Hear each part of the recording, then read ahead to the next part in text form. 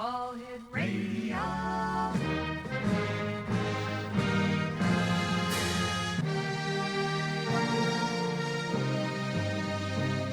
Welcome to the X Zone, a place where fact is fiction and fiction is reality. Now, here's your host, Rob McConnell.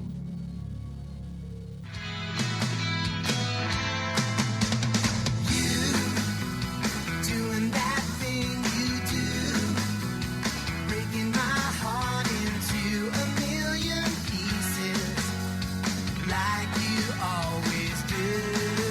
And you don't mean to be cruel. You never even knew about the heartache I've been going through. Well, I try to forget you, girl, but it's just so hard to do. Every time you do that thing you do. And good evening, one and all, and welcome back to the X Zone. I am Rob McConnell, and for the next, 2 hours, I will be your host and your guide as together we'll cross the time-space continuum to this place that I call the X Zone. It's a place where people dare to believe and dare to be heard. It's a place where fact is fiction and fiction is reality. And the X Zone comes to you Monday through Friday from 10 p.m. Eastern until midnight, right here on the X Zone Broadcast Network, Talkstar Radio Network, Mutual Broadcast Network, and on your hometown radio, Classic 1220, CFAJ in St. Catharines, Ontario, streaming us at classic1220.ca. Exonation, tonight on the program, we welcome investigative author and political commentator Donald Jeffries, a man known for pulling back the curtain on the darker corners of the American history. From the assassination of JFK to the attacks on 9/11 to the Oklahoma City bombing and beyond, Jeffries has spent decades exposing the cracks in the official narratives. He's the author of the eye-opening book, Hidden History, an exposé of modern crimes, conspiracies, and cover-ups in American politics. Buckle up, folks, because the truths you've been told may only be half of the story. Joining me now is Donald Jeffries. And Donald, welcome back to the X Zone. Great talking to you again. No, thanks for having me on. Don, let me ask you, what first led you down the path of researching America's hidden history? Well, it was a JFK assassination. That's still my wheelhouse issue. It's my baby, and I've never gone away from it. I was 7 when JFK was assassinated, but it had a huge impact on me because I was from a Catholic family, and they were all devastated. So that's one of my earliest memories is the saturation coverage of that. And hearing doubts, my father never believed Oswald did it, so I was kind of saturated in that. And as a teenager, I just became interested. I heard about all these books that were out there by people like Mark Lane, Russian Judgment. And so I just started devouring everything I could on the subject. And Mark Lane became my hero. I saw him interviewed and really admired his civil libertarianism. And I gravitated to that. And that's what I based my own politics on. So I heard he had an organization called Citizens Committee of Inquiry with chapters all over the country. So I volunteered, and I ended up heading the chapter in my local area. And it was near his office, so I got to meet him, and that was a heady experience for me because he was a genuine hero of mine, so one of my fondest memories. And from there, I was a very far left winger at that point. Really radical left winger, card carrying member of the ACLU, and anti-war activist, advocating for prisoner rights and things like that. And obviously, for good pay for workers and all that stuff. So eventually, it led me to other issues. I started realizing the JFK assassination didn't happen in a vacuum. That wasn't just a momentary lapse, of corruption. That this was something that was standard operating procedure. And so I started looking into all these other things. Eventually, I became right-wing in a lot of my beliefs, and especially during the Clinton years, which I called Conspiracy Central in my book, Hidden History. And I started investigating all those things. I was the first one to launch an independent investigation into what I believe was the assassination of John F. Kennedy Jr. And that's one of the highlights, I think, of Hidden History. And also my latest book, American Memory Hall, I delve even deeper into the assassination of JFK Jr., as well as a lot of the other subjects. So eventually I just came to at this point where I am now. I write regularly on Substack. I've had 10 books published. I've developed a pretty good following over on Substack. And I basically at this point believe that that we should not accept anything. If our government or our media is talking about reporting whatever there is reporting, we know they're lying to us. So that's what I tell people to begin at that point. That whatever it is they're telling you, you know it's not the truth. And then you have to try to figure out if you can figure out what the truth is. Don, in your view, how has mainstream media contributed to covering up or distorting key historical events and facts? Well, it would be impossible for the conspirators to succeed if it wasn't for the mainstream media. Riley, come on, my dog is interfering with my wires here. Sorry. Okay. Go lay down. It's like a storm outside. Uh, without the cooperation of the media, that's what Jim Garrison said when he was investigating the JFK assassination. It could never have happened without the cooperation of the media. And Riley, go. She keeps. I know she's going to end up cutting us off here. I can't get her out. But and again, they operate the way Tass and Proudman did at the height of the Soviet Union. Just the average Soviet citizen understood they were being lied to. The average American doesn't understand. They think CNN and CBS and the New York Times, they think that they're part of a free press. And they're obviously not. And as I've said, I could never have written almost nothing that I've written. Would I have been able to write if we had a free press and we had actually investigative journalists? Because some of these things I'm trying to investigate with, no resources really. I get a hold of some of these people, but most of the time they're hard to get a hold of. They don't want to talk about anything. But if I had the resources of a major television network or a big newspaper or something, a magazine, right, then obviously you could do a lot more. Our media won't do that. I'm sorry, our media won't want to. Sure. They won't do that. They don't allow any investigative journalism. Let me ask you this. What is your take on President Trump? Well, that's a good question. I catch it from all angles there. I have a unique take on him. I call myself a Trump agnostic. We're the smallest minority group in the world. And everybody either hates Trump or loves him. It's the nature of his personality. So the people who love Trump think I hate him, and the people that hate Trump think I love him. So I basically, I guess the best way to sum it up is that I like most of his rhetoric, and I dislike most of what he actually does. So I think that's the best way to put it is that he says a lot of great stuff. He says what actually happens is usually not so great. So, but I'm always willing to give him a chance. I think this administration looks better on paper in terms of, I love, I'm a Kennedy fanboy, so I was very happy he picked RFK Jr. I think whatever good comes out of this administration will start with RFK Jr.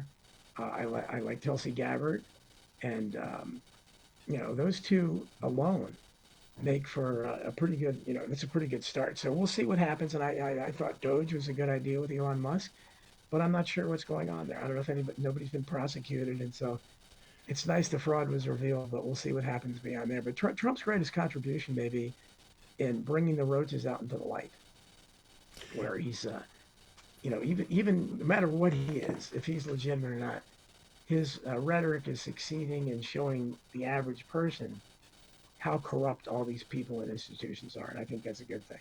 But there's a lot of people who believe that he is more corrupt than anyone else in any institution. Yeah, and I think that's ridiculous. I've argued with a lot of people because I think he may have the most obnoxious personality we've seen in office, and he can certainly be overbearing and maddening sometimes the way he phrases things, but I do body counts for most of these people. In my book, obviously the Clinton body count leads them all, but you go back to Roosevelt, FDR had a body count. LBJ had a huge body count. The Bushes had a body count. Obama had a body count. Trump doesn't have a body count that I've seen. That we see. If it's hidden really well, if it's there. But I understand he was born to a very wealthy family and became even wealthier. And he grew up in New York, so it's hard to believe he didn't come into contact with shady people in the construction business in New York. And I'm sure he did. So, he's not my ideal idea of any kind of white at night, riding it on a white horse. Certainly, but yeah. I think that if you look, and I got in an argument about this on a show a couple weeks ago about this, but I mean, if you compare him just to like Obama and Bush, certainly W. Bush, both Bushes, and Clinton, the more recent presidents, so he doesn't have any. All the scandals that he's kind of featured in that we know of were fake ones, like Russiagate, and the lawfare prosecutions of him, which are ridiculous. Like I said, I personally think Trump's part of it. I think he's an actor. I call it the Trumpenstein Project. People get confused by it, but people can go to my Substack, and I've written many articles on the Trumpenstein Project, where I think he's an actor hired to play a role and basically to kill the third party movement, to kill independent, because he has done that. We will, there are many, many millions of populists out there. You saw that with Bernie Sanders' campaign in 2016 too, and they could possibly have joined forces under a unifying figure. But that was hardly Trump. And so now everybody, because of Trump, everybody is locked into these two disastrous parties, Tweedledum and Tweedledee. And the Uniparty is stronger than ever because of that. So, and I said, when Trump was elected the first time, whatever he is or whoever he is, he's our last hope. I don't know what comes after Trump, but I know this for what I don't know if he's going to accomplish anything. We'll see. But actually, I mean, he will tell you he accomplished things, but he tells you that the first time as well. And his people will. And the other side will say, as I said, millions of people hate him for things he never did. And millions of people love him for things he never did. So he's a unique individual. And people don't know what to think of me when I'm talking about it, but I'm just telling you the truth. I want anyone to succeed. Certainly. I'd love to see him solve the immigration problem, which needs to be solved. I'd love to see him build the infrastructure, which hadn't been touched for 60 years. I'd love to see him bring home all the troops that are nonsensically in over 150 countries around the world. But everything, he'll talk about peace and say some great stuff, and then he just bombs Yemen again. Exactly. Why? Exactly. And then he causes rhetoric wherever he goes. For example, all the talk about Canada being the 51st state, and then taking over Greenland, and then Netanyahu, you get rid of the people in the Giza Plateau, send them off to Arabia, and I'll take it over and turn it into a Trump land. Right. Yeah. Sometimes I think that he doesn't realize what he's saying and what the implication of what he says as the President of the United States carries a lot of weight. Yeah, or he's playing a part. Like I said, it's because he says so many outrageous things that a lot of times, again, I think at the very least, he would be a master troll. He loves to troll people. Yeah. And so that's why you have to pretty much discard everything he says. Because just since he's been president, he's tried out a lot of great ideas. He talked about getting rid of tax on Social Security, which obviously they should do. Don, I hate to do this to you, but I've got to take a break. Please stand by. Let's come back and continue talking about President Trump and other things. Exo Nation, our guest this hour is Donald Jeffries. His website is, let me see, donaldjeffries.substack.com, right? Yeah, that's my Substack, yeah. Okay. We'll be back on the other side of this break as the X Zone continues with yours truly, Rob McConnell, from our broadcast center and studios in St. Catharines, Ontario, Canada, just down the street from our #1 anchor radio station, Classic 1220 CFAJ AM. That stream is on classic1220.ca.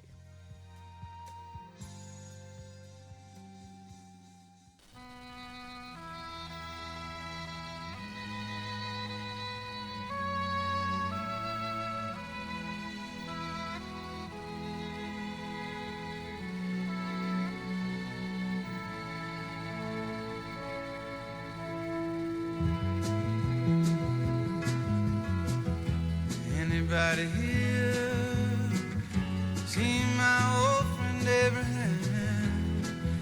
Can you tell me where he's gone? He freed a lot of people, but it seemed good they die young. You know, I just looked around and he's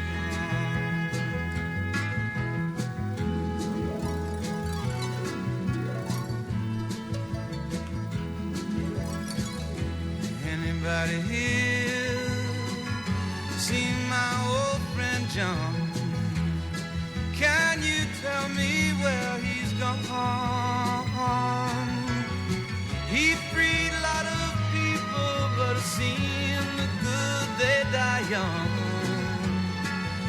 I just looked around and he's gone.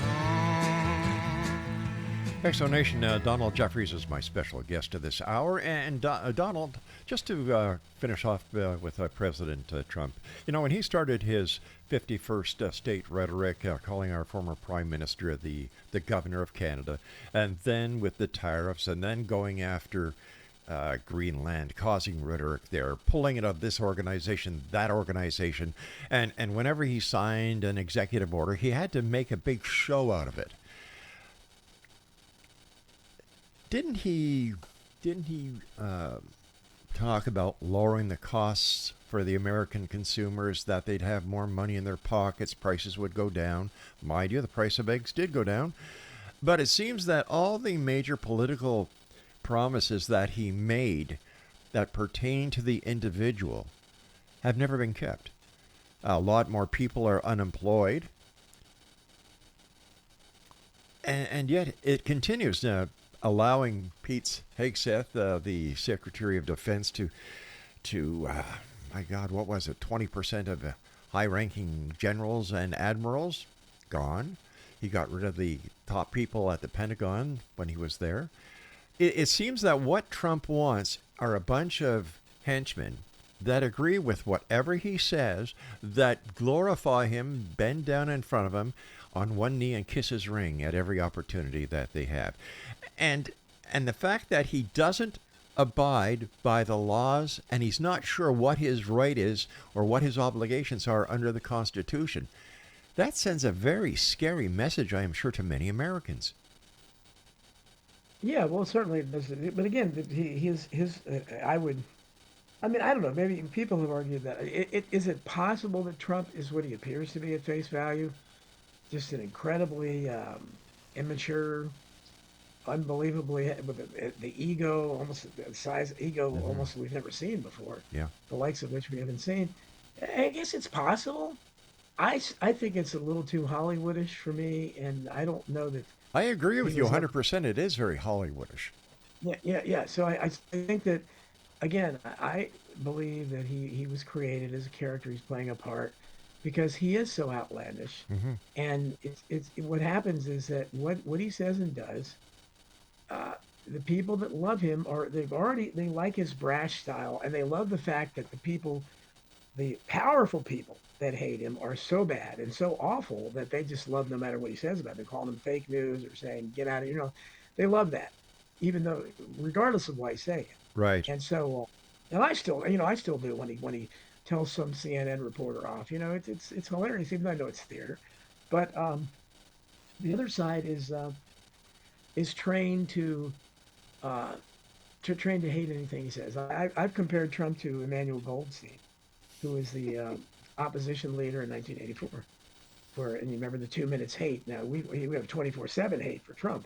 Yes. But in 1984, the people would get together and throw popcorn at the screens, and when they played Goldstein, and go crazy with their 2 minute hate. And I think that's happening with millions of people, and whenever they see him come on their TV screen. But it's a 24/7 hate. I see it in my family, and I see it. The Trump derangement syndrome is a very real thing. And it's ruined a lot of people. A lot of people that were good people from the JFK research community, and I struggle to maintain relationships with them now because they think of me as a Trump supporter. I mean, again, I support what he does. It's good.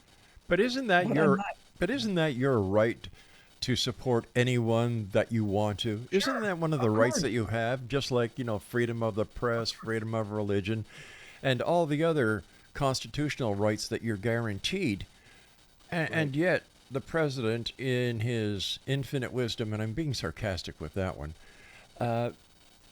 is going against his own constitution and breaking the law, making up the rules as they go along.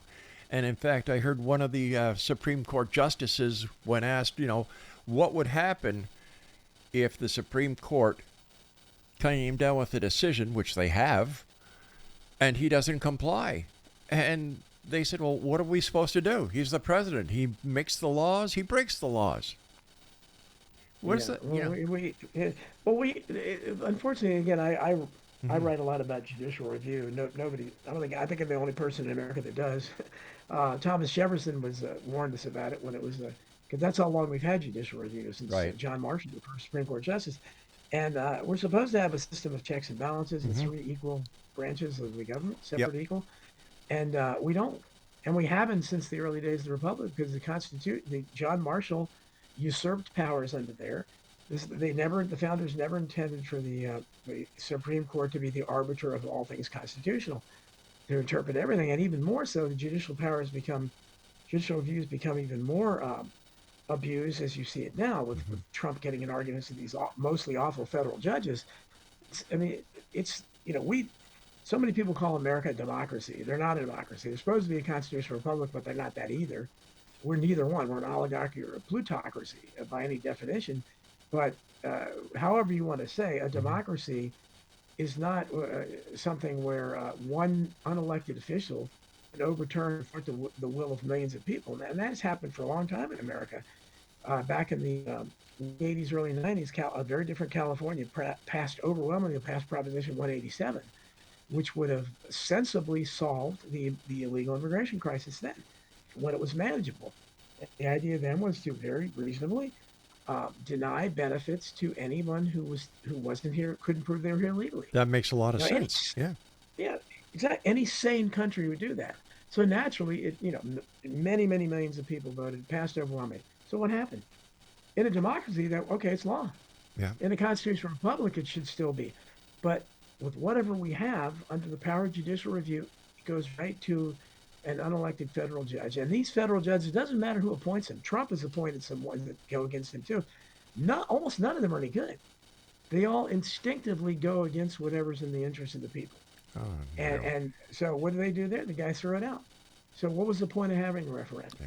We've had other referendums to legalize marijuana and things like that. Judges are thrown out. So there's no way around it. And that's what you're seeing now in America is a battle between the two branches of the government that have power. Because Trump is becoming an imperial president, as most of the presidents have been since Lincoln. Most of them have been. And like Roosevelt, FDR, they talk about Trump's executive orders. Roosevelt transformed the government. I mean, tons and tons of executive orders creating all these alphabet agencies that had no, place under the Constitution. And people think of him as a great hero. But so whatever Trump is trying to do, he's not being allowed to. Because like when he wanted to, that's why I said when he started out this time, I said, well, he's great. He's listening to me. So I said before, you do what you didn't do the first time. So, he signed a lot of executive orders, which are very good. The banning birthright citizenship, which is really stupid. Yep. It's not in the Constitution. It makes no sense. And that would solve it. But what happened? Federal judges already said it's unconstitutional, and they're going to do that about anything he does that's good. So he's trying, if he was sincere, he would be. And then what happens? Because we have a third branch of the government, the legislative branch, which should be the most receptive to the will of the people, because we can theoretically turn over one part of the House anyhow every 2 years, the House of Representatives. So we never do, because we re-elect 96% of them, which is a higher rate of return to office than the Russian Politburo had under the height of the Soviet Union. So people ought to be Americans should be ashamed of that, but they don't even know. They don't know anything. But so when what's happening now with the battle between Trump and various federal judges, maybe the Supreme Court, Congress is sitting on its hands. They do that all the time. They haven't. And look at all the foreign escapades we've been in since World War II. The last time they declared war, which is their role under the Constitution, was World War II. They just sit back and let presidents bomb countries, occupy countries, commit huge numbers of troops like they did in Korea and Vietnam. That was horrible. For protracted wars, and they never declared war. Yeah. And so they have abrogated their responsibility. So you have one really weak sister, one really weak branch of those three branches in the legislative. And that's the problem. So Trump, theoretically, by having both houses of Congress, he's got the Senate and the House, Republican leadership, should be able to get something done. But he knows he can't. Because, first of all, there's only a handful of real MAGA-type Republicans there. And most of them are still rhinos. And they're going to disagree with they're not going to go, they're going to vote against him. He knows that, I suspect. And so he's trying to govern by executive order. I don't think you can govern by executive order. FDR did. But, FDR also had, a press that was really friendly to him, largely. And we were we were in desperate circumstances in the Great Depression, so he had a lot more opportunity. But Trump obviously doesn't have a friendly press, and Oh, he has I nobody. don't. I think Fox is very friendly towards him. After all, Murdoch owns Fox, and Well, Murdoch, yes, yes, you're right, Murdoch's He in the does- office with him more times than enough. He does have Fox. Yes, Fox is, but I suspect Fox wouldn't be friendly with him if some of his more radical, like for instance, he's proposed a lot of great things with taxes. He discussed not having no income tax at all for people making under $150,000 a year. Yeah. I don't think Fox News would like that. And he's even talked about abolishing the income tax altogether and getting rid of the IRS, which would be even better. But he says these things and you never hear about him again. He never does them. So he's got great ideas. I agree with you 100%. However, for example, he talks a good talk, but he keeps changing his mind. Tariffs one day of 145%, and then the next day, well, we're working on a deal with China. China says, no, we're not. Nobody's talking to us. And then you've got questionable actions. Was there really an assassination attempt on his life in Pennsylvania? We never hear about that anymore. There's a lot of things that should still be in front of us in the news, and it's gone. It's forgotten. No, oh, wait a minute. It's like the old thing, squirrel. Oh, next idea. Let's reopen Alcatraz. Squirrel, let's do something else. It's very hard for anybody outside of the United States to look inside and say, what the hell are you doing? Well, exactly. And that, again, I think that's part of where I say I can't believe his personality is real. I think it's scripted because, for instance, the whole Canada annexing. First of all, what sense does it? Why this talk about Canada? That was never part of his campaign. All right, stand by, my friend. Stand by. I hate to do this to you, but I really appreciate you coming on and talking about these issues, and I wish you much success. Exonation, Donald Jeffries is our guest, and Donald and I will be back on the other side of this break. And if you'd like to find out more about Donald, visit Donald Jeffries at Substack.com. There's three sides to every story, Exonation. His side, her side, and the truth. And that's what we try to do here on the X-Zone, Monday through Friday from our broadcast center and studios in St. Catharines, Ontario, Canada. Don't go away.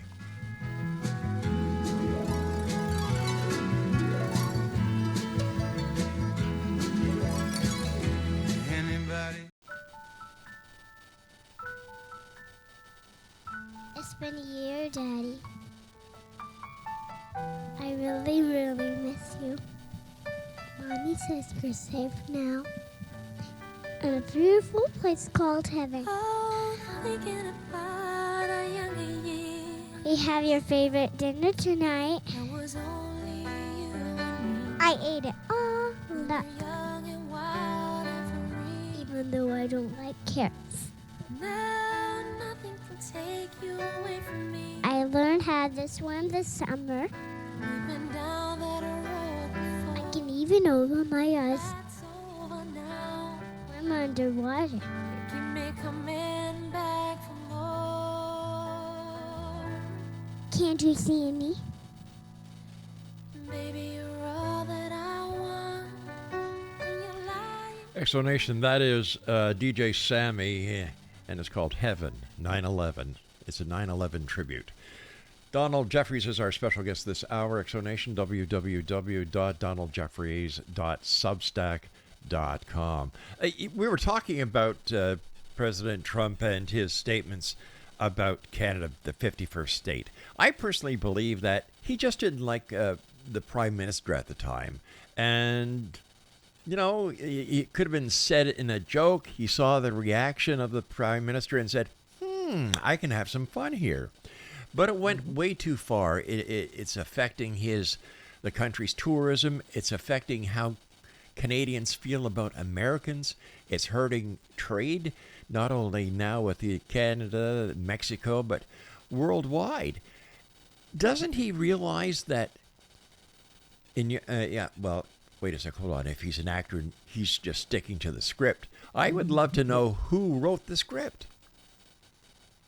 Well, I think they're the same people that, that's the question, is who's really behind everything. And everybody has their little favorite they like to say, but somebody clearly is. I mean, somebody, I use this line all the time. James Forrestal was Harry Truman's Secretary of Defense, and he was also a very early and very passionate critic of Israel. He said, "This is really stupid. You can't do that." And somebody pushed him out of a window at the Bethesda Naval Hospital, and they claimed he killed himself. But there's a high-ranking official that died that way, and one of his good friends was Joe McCarthy. And in my work, especially American Memory Hole, I've done everything I could to restore McCarthy's reputation. He's been treated terribly in Israeli by historians. I think he was a hero.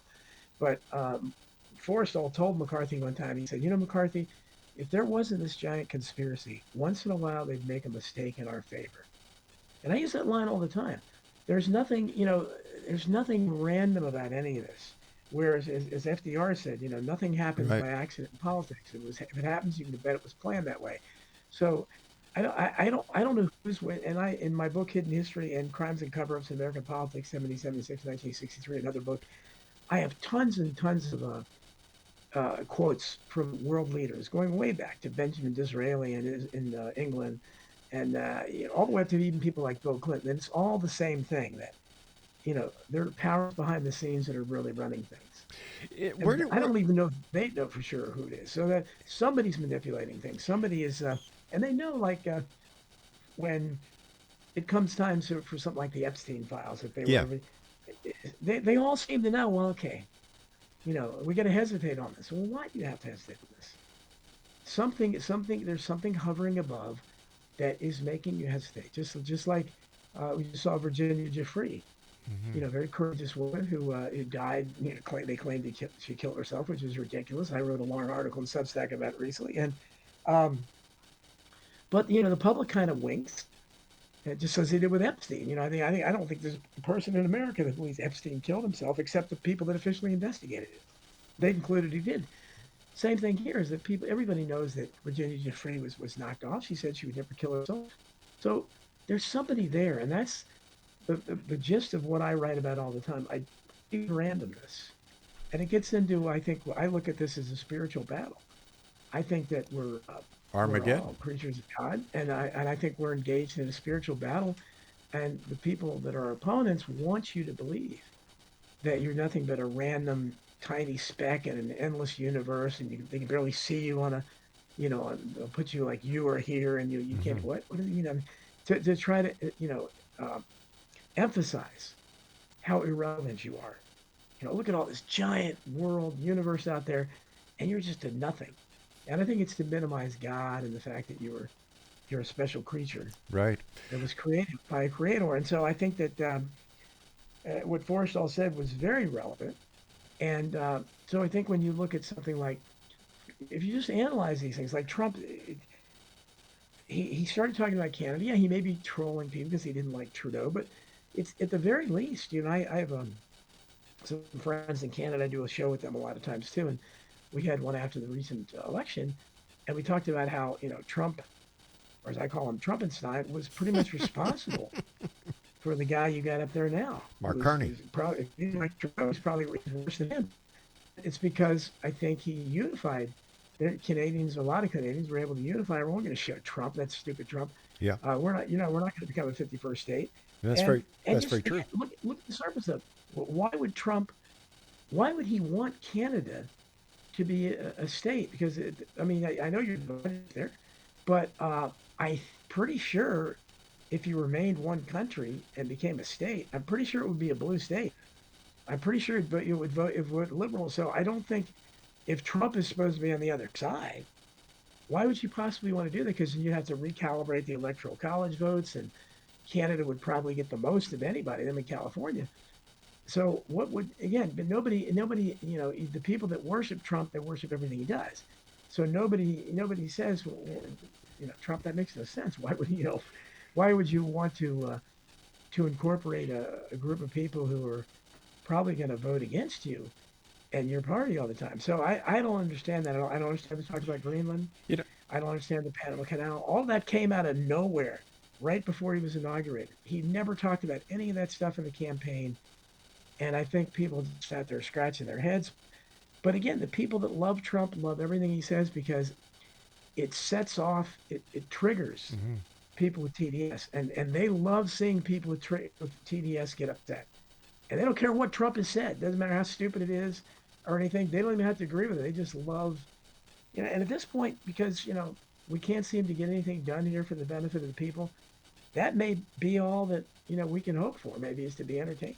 Let me ask you: do you think those two assassination attempts that were one in one in Florida on the golf course, and the most notable one was the one in Pennsylvania? Do you think that they were legitimate assassination attempts, or were they staged? Well, there's certainly a lot of questions. Especially, I don't think I don't too much to question about the one in the golf course. It really never got to that Yeah. stage. And it was supposedly somewhere, but the one in Butler, Pennsylvania, yeah, that was. And again, it shows you the power of TDS because after it happened, or whatever happened, uh, a friend of mine, real liberal, who's never agreed with, he thinks I'm completely nuts, like a lot of people do, and he certainly hates Trump. He's a diehard Democrat. Right. He texts me and says, "Well, I hope you're going to talk about this fake assassination." And then I said, "Wow." I think I texted back, "Finally, you found something you thought was fake." And you saw Joy Reid, Keith Olbermann. These are the people that want to prosecute somebody for questioning Sandy Hook or Boston bombing or any of the school shootings. They want to throw you in jail for that, but they're doing the exact same thing. So, and then you had the Trump people, of course, saying that he was saved by God, and this was, you can't question it and all that. So it's interesting how but that's the way both sides look at all these things, and why I think they're both worthless because they have no consistent principles. There's a lot to question there, but I don't know that someone died, and I don't want to I don't want to say that was fake or anything, but Trump's certainly his ear healed very quickly, but the most important thing to consider is that you had this guy walking around, the alleged shooter, carrying a rifle, and you had witnesses alerting police to him climbing up the side of the building, and police still didn't do anything. His Secret Service didn't do anything. After he was shot, they propped him up with his front completely exposed so he could be shot again. At the very least, if I was conducting that, I'm not going to say I think it was or anything. I would say, well, we need to have an investigation. Let's question the Secret Service and show the pictures and saying, okay, what are you doing here? Is this what your training tells you to do when your target has been hit? Instead of covering him completely and escorting him quickly out of there, you push him up or allow himself to push up and rise up with his fist pumping, with his front completely exposed, like Lee Harvey Oswald. Is that what you're trained to do? So, There were a lot of it's never been- similarities. There were a lot of similarities between what happened in Pennsylvania and the JFK assassination. Right. Well, the main one is the complete stand down of the Secret Service. Exactly. So, but this is the problem: is you have millions of people believe the Trump assassination was staged, but they might have believed that anyhow because again they hate Trump so much they didn't want him to be this hero that the right wing media depicted him as, that he persevered and jumped up triumphantly and all that. So they weren't going to accept that regardless. But the other side is they don't really want too many questions asked about it because there is an element there that doesn't make much sense. The bullet. I mean, there's the picture of the bullet that was caught in midair. I don't know if there has ever been a photograph of a bullet caught, and I didn't know you could do that. I didn't think it was possible. There is that technology with their ultra high speed cameras that can actually do Okay. that. Yeah. So you have these things, and the guy that took that picture is the exact same guy who took the iconic photo of George W. Bush being whispered to in his ear when he was reading the book of My Pet Goat on 9/11. So kind of a wild coincidence that the same photographer would take two iconic photos like that. So it should be investigated. To my knowledge, it's not been investigated at all. I wrote a little bit about it to the extent of whatever I can find, and I do find it amazing that both alleged assassins happened to appear in BlackRock commercials when they were young. I don't know what the odds of that are, but they've got to be astronomical. They are. So that's, I think obviously there's a lot there to question, and but people, they're going to base it on their feelings about Trump. If they hate Trump, and the millions of people do, then they want to believe this is a charade. Nobody would shoot Trump because everybody that hates him is, I guess, upstanding or something. And the people that love Trump want to believe that he's this great hero and that he survived, two assassinations. Two assassinations. All right, Don, please stand by. You and I have to take our final break for this hour. A lot of questions that have gone unanswered. A lot of geopolitical upset in the world. The stock market doesn't know which way to go, up or down. Will we ever find out who is behind the play called The White House, The West Wing, version 2.0? We can only hope. If you'd like to find out more about Don Jeffries, visit his Substack page at www.donaldjeffries.substack.com. And we'll be back as we wrap up this hour here in the X Zone with yours truly, Rob McConnell, my special guest, Donald Jeffries, as we consider just trying to make sense of what is going on in this world. And here's a very, very interesting fact. UFO sightings over the last month are down 72%. Where have all the UFOs gone? We'll be back on the other side of this break, so whatever you do, don't go away. My name's Rob McConnell. This is the X Zone. It's been a year, Daddy. I really, really miss you. Mommy says you're safe now in a beautiful place called heaven. Oh, thinking about our younger years. We have your favorite dinner tonight.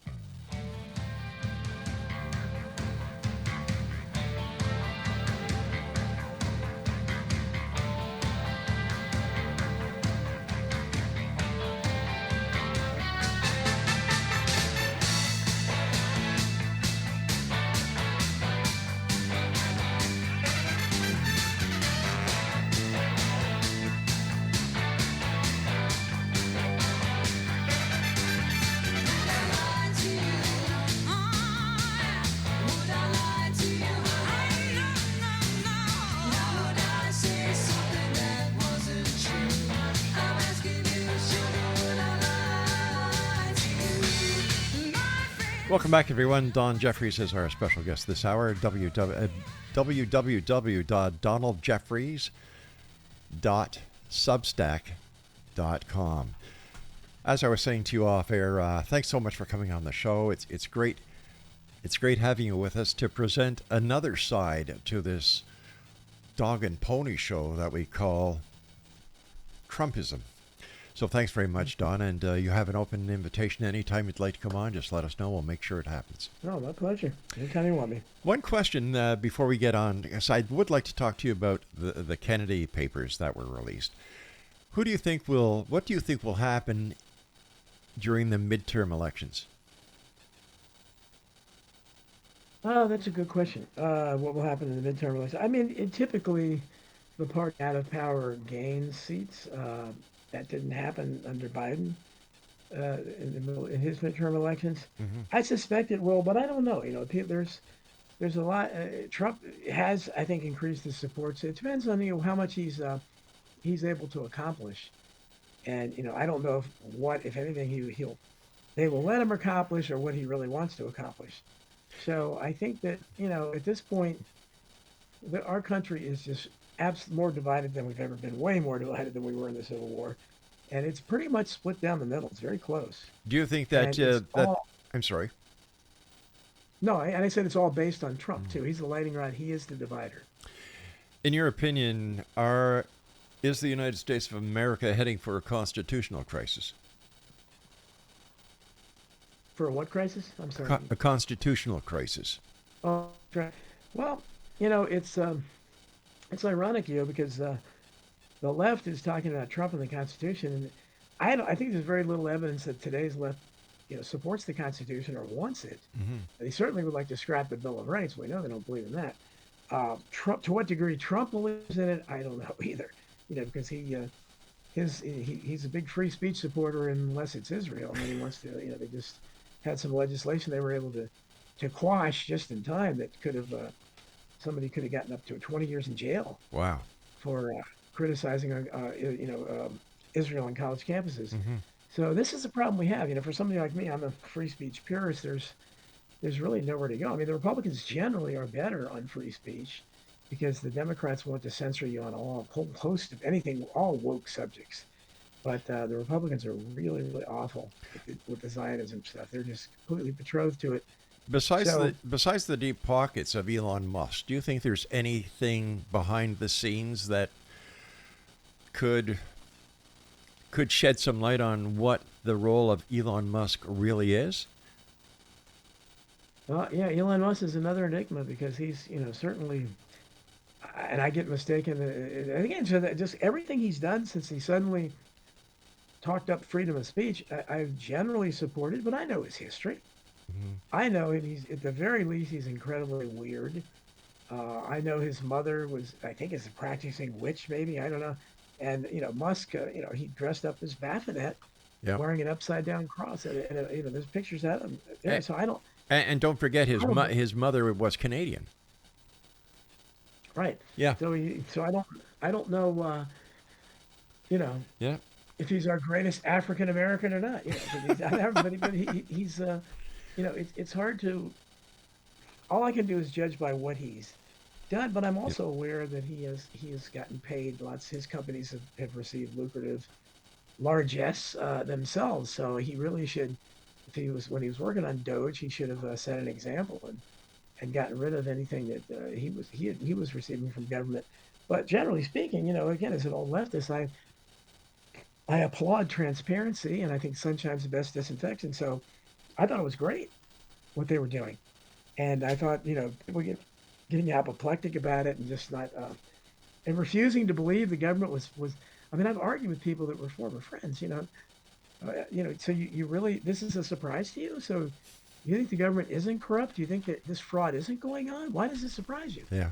But but Musk himself, I don't know. So I mean, right before the Doge thing, I was very critical of him because he threw a hissy fit over the H-1B visa work, and so did Vivek Ramaswamy. Now Vivek Ramaswamy, I liked a lot, and I had a vested interest because when he was interviewed by Alex Jones, my son and I noticed he was sitting in front of a bookshelf, and in the back of the bookshelf, my book Hidden History was on the bookshelf. Fascinating. So I thought, wow. I said, wow, Vivek. So I said, now how do I not going to like that guy? Exactly. And he said a lot of good things, but as soon as him and Elon did this double team, where they just went out nuts about, and Vivek's disappeared now. Yeah. When he basically attacked American workers and said, our culture was bad, which it is, but not for the reasons he said necessarily, but he, said how much we need these visa workers, and so did Elon Musk.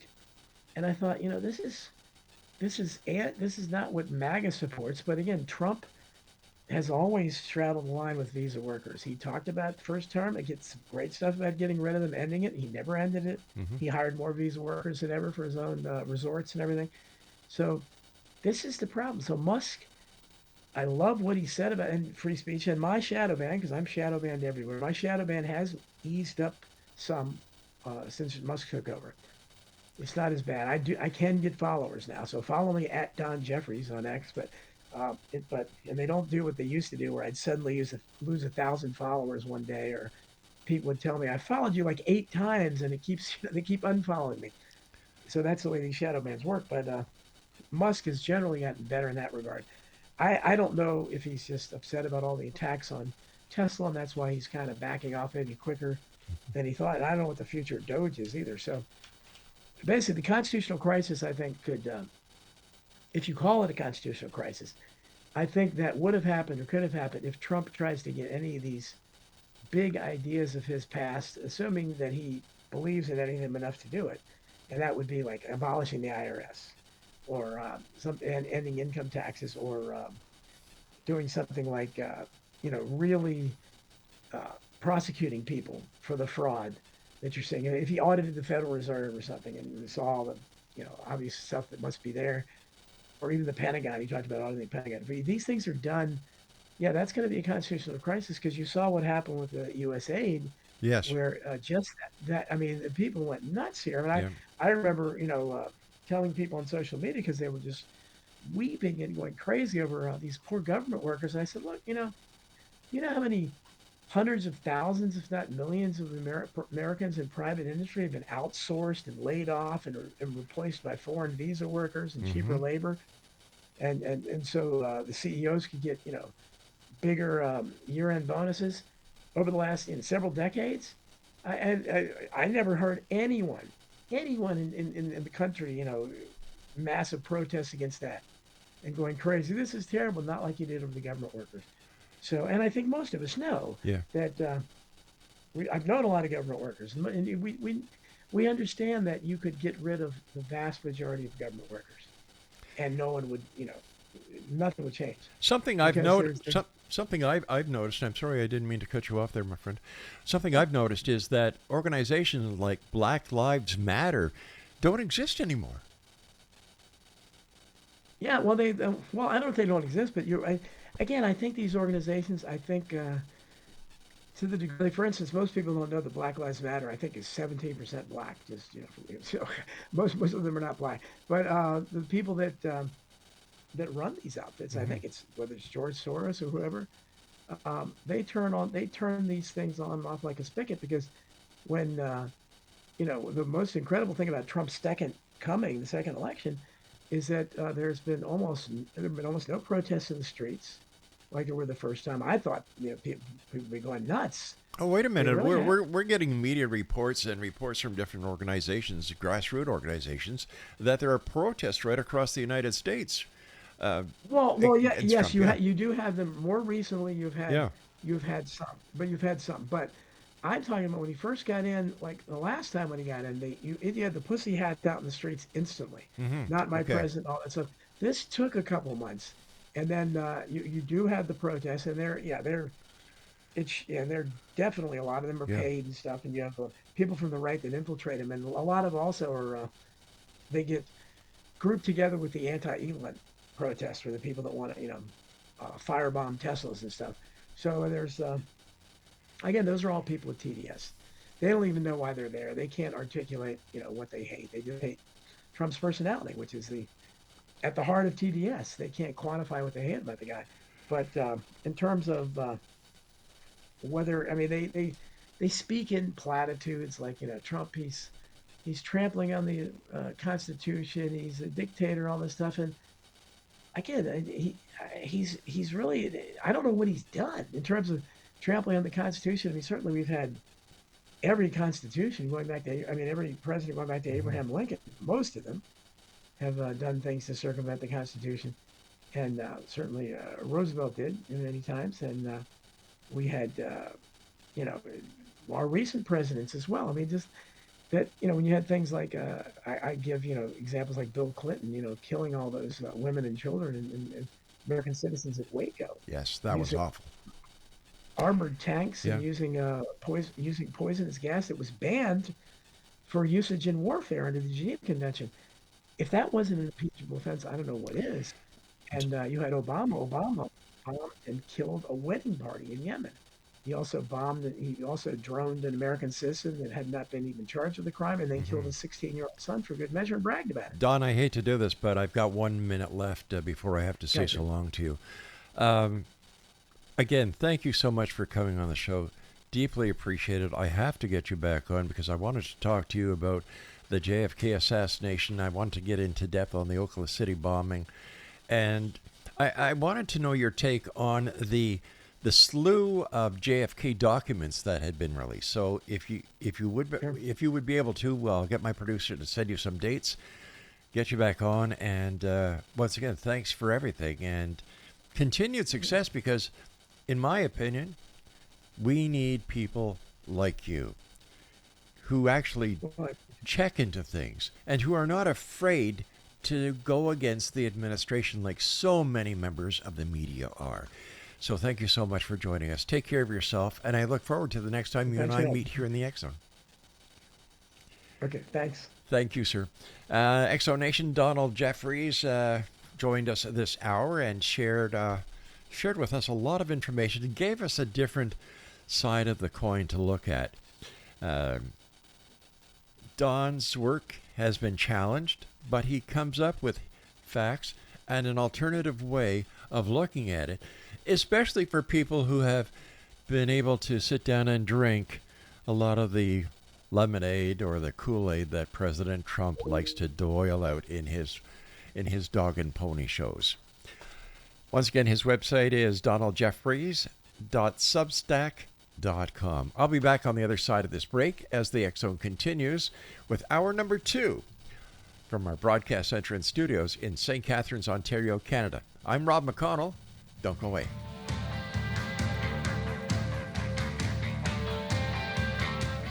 And of course, you're listening to us streaming around the world on your hometown radio, classic1220.ca.